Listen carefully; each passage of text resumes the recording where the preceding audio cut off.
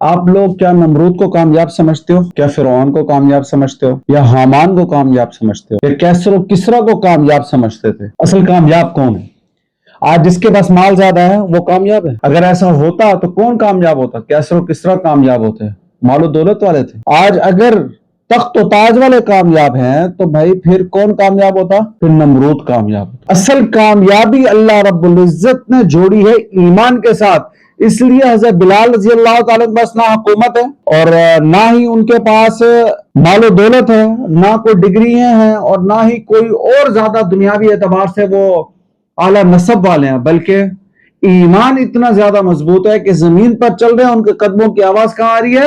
عرش پر آ رہی ہے۔ تو اصل مال کا ہونا کامیابی نہیں ہے، اور اصل دولت کا ہونا کامیابی نہیں ہے، اور اصل ڈگری عہدوں کا حاصل کر لینا کامیابی نہیں ہے۔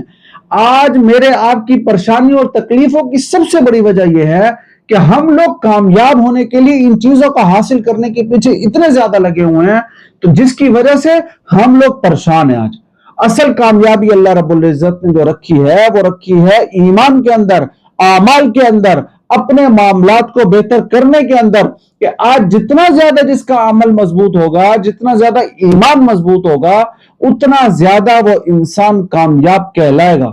آج ہمارے دلوں کے اندر راحت نہیں ہے، آج ہمارے دلوں کے اندر سکون نہیں ہے، آج ہر انسان پریشان ہے۔ ہونے کی وجہ سب سے بڑی وجہ یہ ہے کہ اس نے اس اللہ کو چھوڑ دیا جس اللہ نے اس کو پیدا کیا، اتنا بڑا کیا، جو اس کو کھلاتا ہے، جو اس کو پلاتا ہے، جو اس کو جگاتا ہے، جو اس کو سلاتا ہے، جس نے اس کو چلنے کی طاقت دی ہے، جس کے لیے اس نے سورج کو مشرق سے نکالا ہے، جس کے لیے اس نے سورج کو مغرب میں غروب کیا ہے، اس اللہ کو چھوڑ دیا جس شخص اللہ رب العزت نے اس انسان کو اپنے لیے بنایا تھا۔ اب یہ انسان اللہ کی عبادت نہیں کرے گا تو اللہ تعالیٰ یہ جس کام میں ہاتھ ڈالے گا اللہ اسے پریشان رکھے گا۔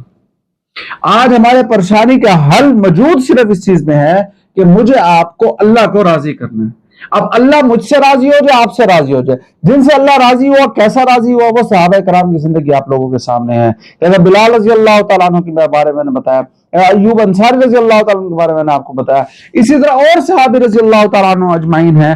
آپ صلی اللہ علیہ وسلم تو مسجد نبوی میں تشریف فرماتے اور فرمایا کہ ایسے لوگ جو کہیں نکاح کا پیغام بھیجیں ان کا نکاح کا پیغام قبول کر لیا جائے، اور ایسے جب کہیں بات کرے ان کی بات کو توجہ سے سنا جائے، جو کوئی معاملہ کرے لوگ ان کے ساتھ معاملات کرنے کے لیے طے ہو جائیں۔ ایسے لوگوں سے اگر پوری دنیا بھر دی جائے، اور اگر ایسے لوگ جو کوئی نکاح کا پیغام بھیجے ان کا نکاح کا پیغام قبول نہ کیا جائے، اور ایسے لوگ جو کہیں کوئی بات کرے ان کی باتوں کو توجہ سے نہ سنیں، ان جیسا ایک یہ اللہ کے ہاں زیادہ محبوب ہے۔ اگر یہ عمل والا ہے، اگر یہ اعمال والا ہے، اگر یہ ایمان والا ہے، تو میرے بھائیو دوستو بزرگوں، ان چیزوں کا ہونا غلط نہیں ہے، ان چیزوں کا غلط ہونا غلط نہیں ہے۔ ان چیزوں کو حاصل کرنے میں اس قدر لگنا کہ اللہ کو بھول جانا، اپنے ایمان کو بڑھانے کی کوشش نہ کرنا، اپنے ایمان کے لیے تیاری نہ کرنا، اور روزانہ کے اوقات میں سے اس کے لیے وقت نہ نکالنا، یہ غلط ہے۔ اصل مثال دینے کا مقصد یہ ہے کہ صرف ان چیزوں کا حاصل کر لینا، ان چیزوں کے پیچھے بھاگتے رہنے سے، سارا دن ساری رات اس کے پیچھے لگا دینے سے، اپنی پوری جان، پورا مال، پورا وقت اس پر کھپا دینا، اپنی بچپن سے لے کے جوانی، بڑھاپا اور ساری زندگی اس پر لگا دینا، یہ غلط ہے۔ اصل چیز یہ تھی کہ مجھے آپ کو اپنے ایمان بنانے کی کوشش کرتے، محنت کرتے، اس کے لیے جان مال وقت لگاتے، تو آج یہ تھا کہ اللہ تعالیٰ اس دنیا کو ہمارے لیے مسخر کرتا اور اس دنیا کو ہمارے لیے جنت بنا دیتا، اور قیامت والے دن ہمیشہ کی جنت تو ہمارے لیے تھی۔